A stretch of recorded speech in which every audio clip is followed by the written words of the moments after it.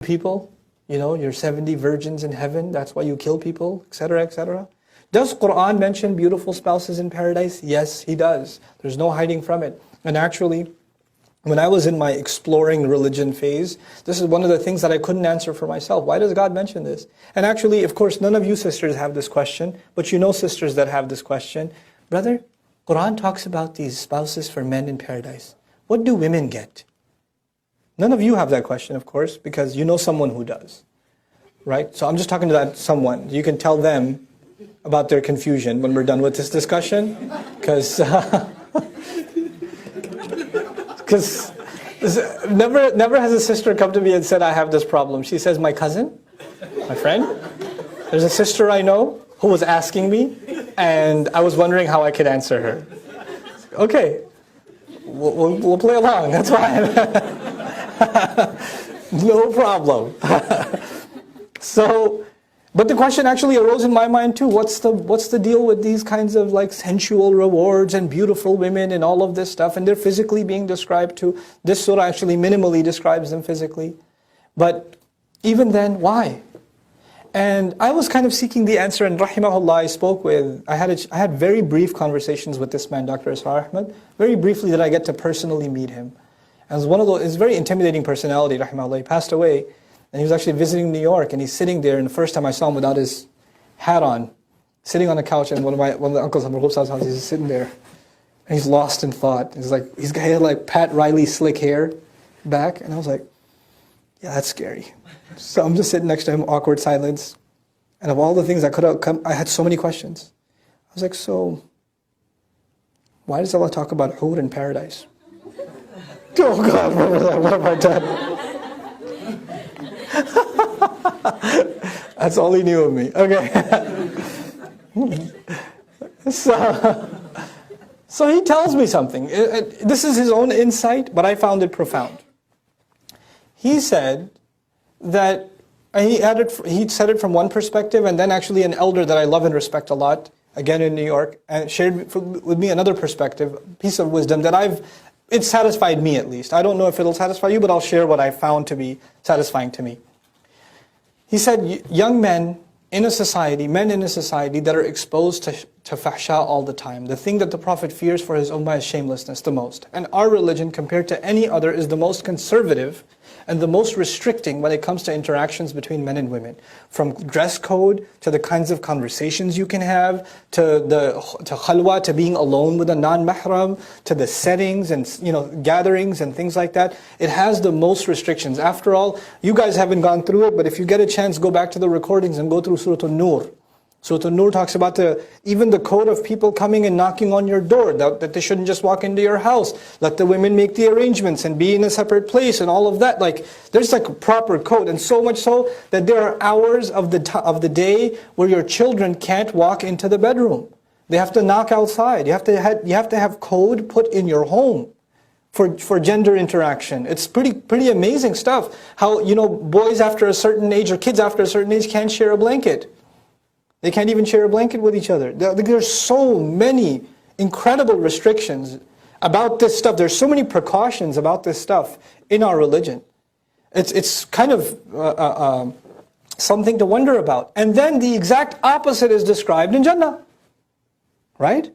This is a young man, he's got no restrictions, he's got beautiful spouses and this and that, and they're this beautiful and that beautiful, and their attributes are being described. And Dr. Sahib rahimahullah said, this is precisely why. This young man is going to go to college and he's going to keep his eyes low, and there's going to be a girl barely dressed. He's going to say, hey, how you doing? And he's not going to look back. He didn't say it that way, but he's not going to look back, and he's going to say, Allah has better for me. No, Allah has better for me. Allah has better for me. And he's just going to keep himself safe. Even though his raging hormones inside are asking him to, his eyes are begging to look. His curiosity is begging.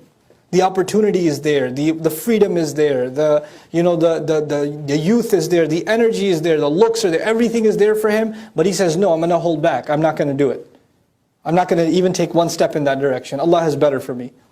All his friends are heading in that direction and he doesn't. And then it's only a matter of Allah's brilliant justice that in Jannah, the drinks that we were forbidden, He offers. The joys we denied ourselves, Allah offers and says, look how you held yourself back. Here you go. Enjoy. Go ahead. I've opened that door for you. So it's actually the reversal of the same restrictions Allah has put on us in this dunya. That's why haya is so important here. You want to party in Jannah, you better watch your haya here. Allah doesn't deny that we have temptations. He doesn't deny that we have thoughts. He doesn't deny that, waswasa comes to us all the time. Read psychology on how many times men think about these things in a day, the average man. You can't deny this, that it's there, that Allah put it inside us. زُيِّنَ لِلنَّاسِ حُبُّ الشَّهَوَاتِ مِنَ النِّسَاءِ, number one. But Allah will allow that to be exercised in Jannah in this way. Now, the second issue is Allah described this for men. How come He didn't describe such a thing equivalent for women? We get multiple wives. How come they don't have multiple husbands, etc., etc.? If you want to be really crude about it. So, this was another bit of wisdom. It was actually, I was asked to do an experiment at Sunday school. I was asked to conduct an experiment. It was an experiment with a bunch of teenage boys and a bunch of teenage girls. And to both, the question to be asked was, so if you could have anything you want, as many times as you want, without any restrictions, nobody will find out, you won't get any trouble, and it's not going to be, you're not even religiously liable. You could have whatever you want right now. What would it be? Okay? What would it be? And so like about 100 boys are being asked that are teens, and 100 girls are being asked that are teens. The boys have an ijma' in the ummah. There's no variation. I mean, other than spelling errors, there's no diversity in the answers. The interesting response actually comes from the girls. And by the way, the boys saying that, it confirms what Allah Himself said, subhanahu wa ta'ala. زُيِّنَ لِلنَّاسِ حُبُّ الشَّهَوَاتِ مِنَ النِّسَاءِ. Men were programmed with desire for women. Allah beautified it in them. Done. It's just proof of that. The girls were the interesting answers. Can we have 5 more minutes? Just a couple more minutes. Just two more minutes. They hand you the paper. No, can I have it back? Can I have it back? I just thought of something else. Crossing it over again. And then multiple answers. I can't think of one thing. My favorite answer that was given by multiple sisters, not all of them, but multiple. It depends.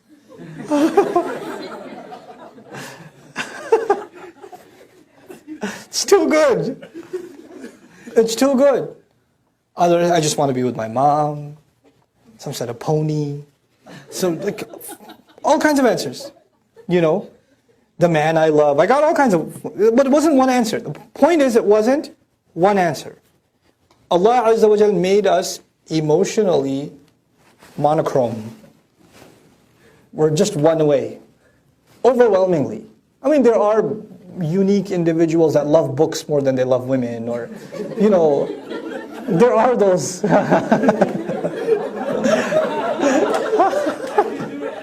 How do you do it? Okay. But overwhelmingly, He made us one way. And so Allah described it. Now, I don't want to appease to sisters. This is my own conviction, and I'm not shy. Personally, I don't think I'm shy to explain what Allah Azza wa Jalla does. We have to be true to Allah's word. We're not here to make anybody happy or upset. We're just here to explain to the best of my understanding, what Allah Azza wa Jalla says. Okay? In my personal opinion, the rewards of women described in Jannah are actually more eloquent. They're more eloquent. I'll share with you an Arabic expression you might be familiar with. رُبَّ سُكُوتٍ. I don't know, the quiz is on Monday. رُبَّ سُكُوتٍ أَبْلَغُ مِنْ كَلَامٍ. Perhaps silence speaks more loudly than speech. Allah Azza wa Jal is silent on this, not to say that there are no rewards, but they're beyond words. And this happens in the Quran, as a matter of fact. There are rewards for different kinds of deeds, but sometimes there are deeds that are so magnificent to Allah that they can't even be put in words. So what does Allah say about those kinds of deeds? فَأَجْرُهُ عَلَى اللَّهِ. Then the compensation of such a deed is on Allah. Allah will take care of it. He doesn't even say gardens and rivers and spouses. It's beyond description. So He just says, I'll take care of them. It's on me. That's the reward, by the way, incidentally, that indescribable reward is for someone who forgives somebody. Even if they have had the power to take revenge and they still forgave, then that person gets a reward that can't even be described. Allah just says, I'll take care of him. Ajruhu, it's on Allah. Allah will take care of him. Subhanallah. Now, For women's rewards not to be described is not to take away, but to actually elaborate, further leave to the imagination. And incidentally, no Muslim believer, man or woman, should feel like they're going to be shortchanged. Get to Jannah, you won't be disappointed. What am I going to get though? I don't know if I'll like it. You'll like it. What's the proof you'll like it? Surah Fussilat. Surah number 41. Allah Azza wa Jalla says to all of humanity, وَلَكُمْ فِيهَا مَا تَشْتَهِي أَنفُسُكُمْ. You will have whatever you desire. That's open to men and women. Whatever you want will be there. And then some. And then some. وَلَكُمْ فِيهَا مَا تَدَّعُونَ. And whatever you might come across, later might pop in your head. You place an order for something later on. Oh wait, but I wanted that too. Fine, you can have that too. You can't just, it's not like you already placed the order, it's non-refundable. You're stuck with it. No, you can change your order. You can order something else. Great.